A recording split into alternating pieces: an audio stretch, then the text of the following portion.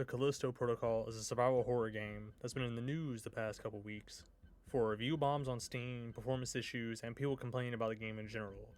This game did have a horrendous release on PC, but I heard a majority of these issues were patched, so that's a good thing.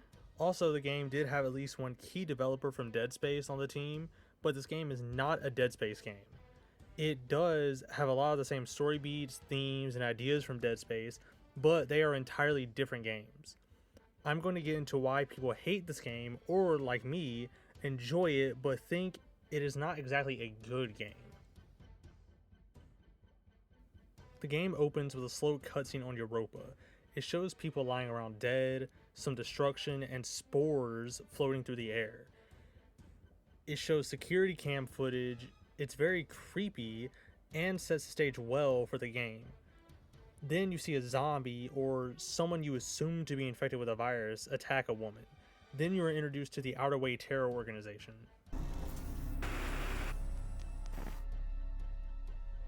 Shocking footage from Europa. A brazen attack by the Outer Way terrorist group, led by the... This transitions directly into introducing the main character Jacob and his co-pilot. The co-pilot dies like 2 seconds later, but you know, whatever. He's a ship pilot, obviously, and he runs cargo, which I presumed to be illegal from the way they talk, but I don't necessarily want to talk about the story too much. All I'll say is Jacob is leaving Callisto, and this is supposed to be his quote-unquote last job, so you know how that's gonna go, and it goes that way. The Outer Way boards the ship, and a fight ensues. While they're fighting, our old friend... that always happens in space, decompression shows up. And the ship crashes back onto the moon. Jacob is then arrested along with one of the Outer Way members, the person from the cutscene in the beginning. They are sent to Black Iron Prison, which is basically space Alcatraz is the best thing I can come up with. Like, they have the whole warden hologram and all that pops up. So, yeah, it's pretty much that kind of high security, you're not gonna get out, this and that type prison.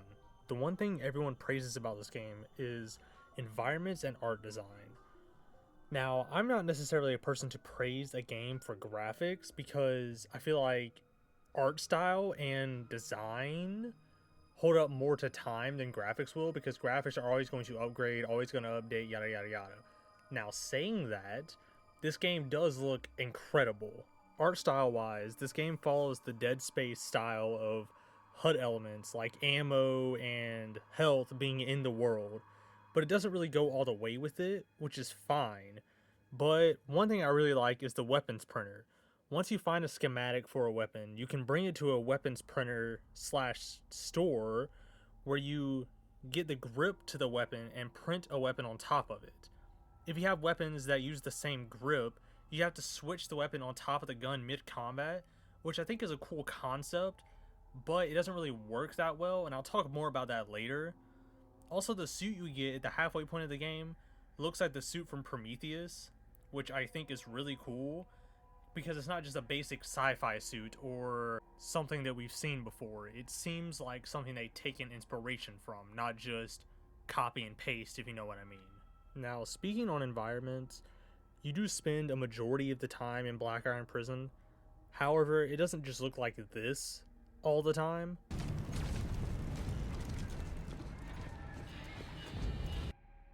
Within the prison, you'll go to an infirmary, a little warehouse section, and because every horror game needs a sewer section, a sewer section. These areas are still within the prison though, but they switch up the appearance just enough not to bore you. It's like being in a hospital and going from the basement to the top floors. Everything will look slightly different, but it is still different just enough. Then eventually you end up outside on the moon's surface, but you are not there for very long. You also end up in xenomorph-like hives, which I really appreciate because they are perfectly nasty looking. The game also knows how to switch up environments pretty well, so you aren't in one place too long. Towards the end of the game, it kind of fumbles this pacing, which I, obviously I'm going to mention, but it's not too bad. Now, this being a combat-oriented game, the one thing you want to get correct is the combat.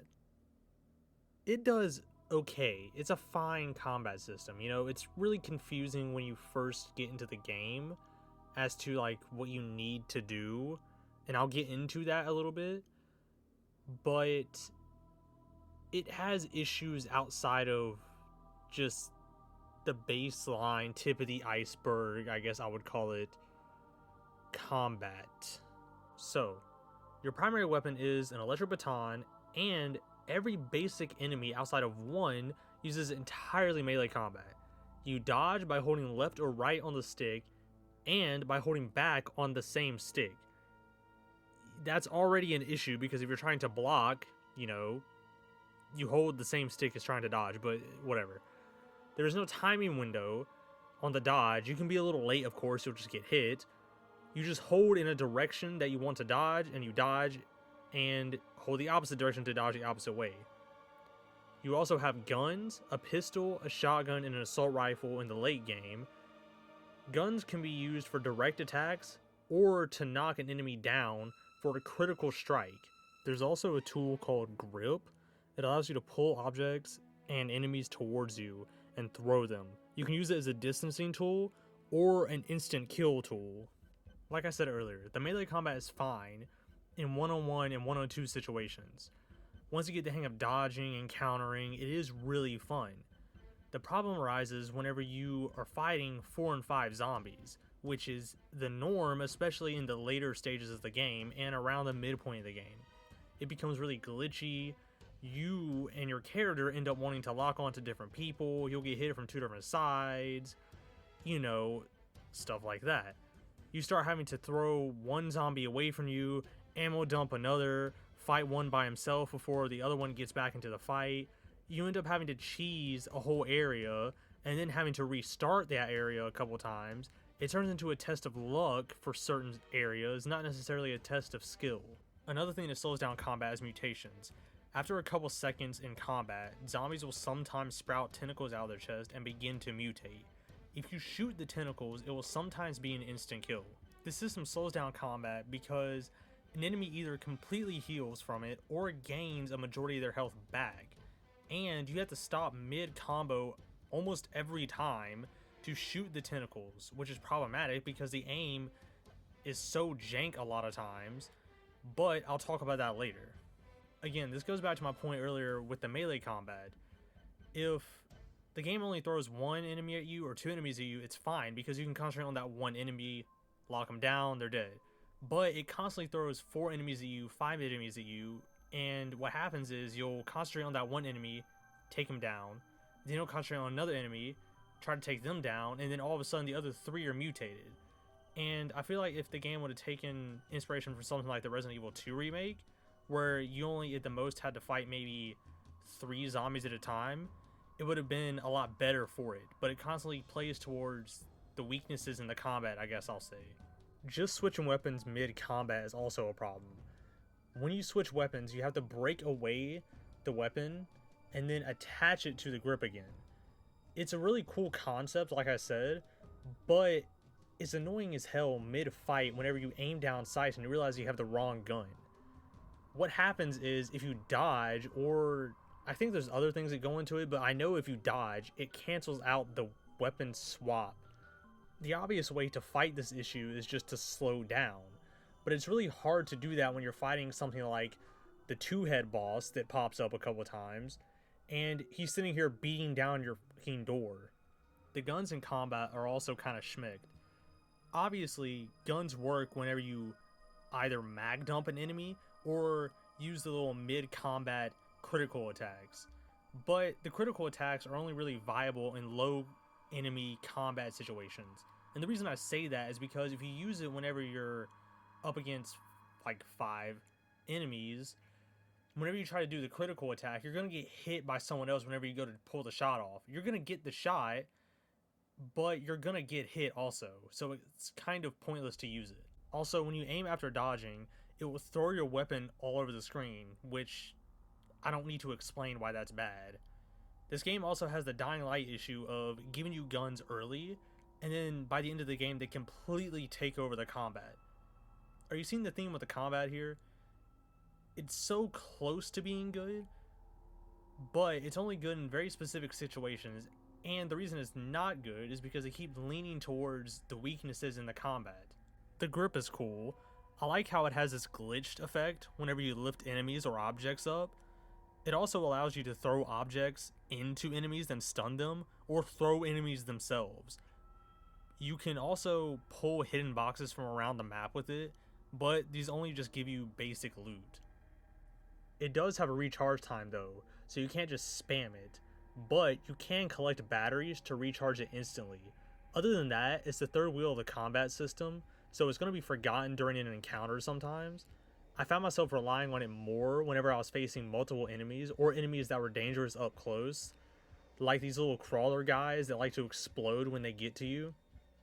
It functions really similar to Kinesis in Dead Space, but it feels heavier. I'll explain. So, with Kinesis, you can move like really heavy objects, and it feels like there's no gravity to anything, right?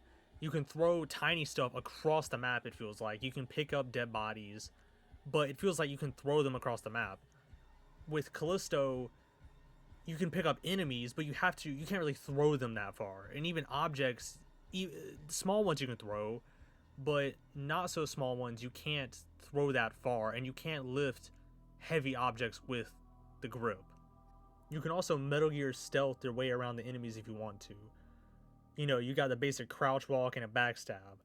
But the issue is, outside of when it's introduced and one section later in the game, there's no real viable time to sneak around enemies.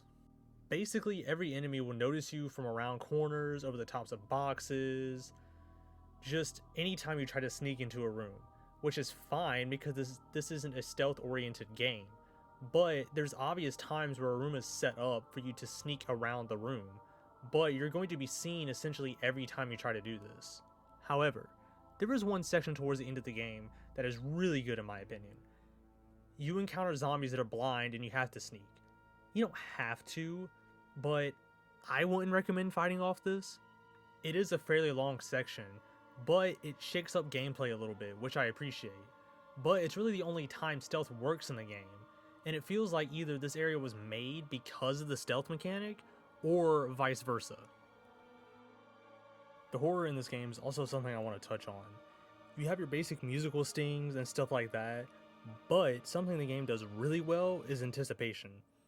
Early on, you're introduced to this spitter-like enemy, which doubles as like an infector, I guess I would call it, and there is a long hallway, so you walk down it knowing something's going to happen, and all of a sudden, behind glass, a guard gets infected. He gets grabbed and dragged down, yada yada, all that. The spitter pops back up, runs away, and the guard comes through the glass, well, the door, and then attacks you. It's a moment you've seen before and has been shown before in several games, movies, you know, just media in general. But it does add an intimidation factor and a creepy factor to the spitter enemy, to that infector enemy, and you meet him later on. And after killing the guard, you'll walk around, come up some stairs, and you'll come into this little recreation area. And the spitting enemy will come around the corner, and he'll spit at you. But the shoe's on the other foot now, because a lot of enemies will run up to you and attack you first. But you have to close the distance and get up to him, which changes how the game plays a little bit. And it gives you this moment of apprehension, like, what am I supposed to do? Am I supposed to run up to this guy? Is he going to come up to me? What's going on? A term I've heard before, and I think it applies to this game very well, is tension by fear of losing progress. And this game has this issue, not to an extreme, but it exists. You do get plenty of checkpoints throughout the game, of course.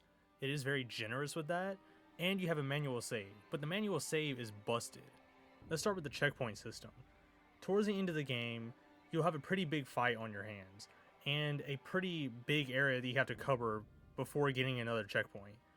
If you die in this area, you have to restart the checkpoint, obviously. But the checkpoint is right before the store. So if you die and you bought items from the store, you have to go back and re-buy the items over and over and over. The manual save also just rewrites whatever checkpoint you save over. The only way I can really explain this is by giving an example. So at one point in the game, you have an option to go down 2 hallways. So one hallway has a schematic and one is the main objective. So obviously you go grab the schematic, come back, manually save, and then go down the objective hallway. Now the objective hallway has like 4 or 5 enemies down it. So you're probably going to die. And if you do die and you reload your save, the schematic that you just grabbed will not be in your inventory. But it makes the gameplay this kind of in-between. You can play fast because of the ability to throw zombies across the room and objects and the guns, but if you overextend, you might have to sit back way too far, it feels like, or lose items out of your inventory entirely, or sit through the store over and over and over again. One thing I saw a lot of people complaining about is that if you give someone a gun in a horror game, it takes away all of the tension, which in my opinion is not entirely true, because if you look at something like Darkwood, there's a slow cone that aims over your opponent before you can fire, accurately at least. Of course, that system works for Darkwood, but it wouldn't work for Callisto because Callisto is just too fast. I feel like what people look at in this game, and including me, is how early on you'll have maybe one gun, right? And you'll ammo dump like 1, 2, or 3 zombies, and if you run out of ammo, you won't be able to find ammo for like 30 minutes. And it's really tense because you'll have to use the grip more and you'll have to play way more intelligently. But towards the end of the game, you have so many weapons and so much ammo that you're essentially just playing Doom because you're switching between guns and firing off assault rifle rounds and just throwing zombies around. It just becomes a completely different game by the end of it. Callisto Protocol is a very ambitious game, but it draws a lot from Dead Space in some ways, and it's especially apparent with the story. Even though I didn't really talk about the story that much in this video, I do like this game though, but I feel like it's one of those games where it's so close to being actually a really good game, but it's not. I feel like this is one of those games where you play it, you finish it, and you hope that the sequel comes out and it's a lot better and improves on what they have. I think all you need to do is just tweak the combat a little bit, maybe better player control so you're not locking on to random targets. And I know it's really easy just to say, oh, make game good, but it's so frustratingly close to being good. The story needs to be, in my opinion, a little bit better. You know, it's a survival horror game. It doesn't have to be an incredible story. You know, yeah, it's a AAA game. Of course, you're looking for top of the line story, but I'm not looking for, you know, grade A storytelling here. It can be passable because if everything else is good, one aspect can fall behind, and it's passable, like I said. But you know, I'm gonna leave it here. Tell me what you think.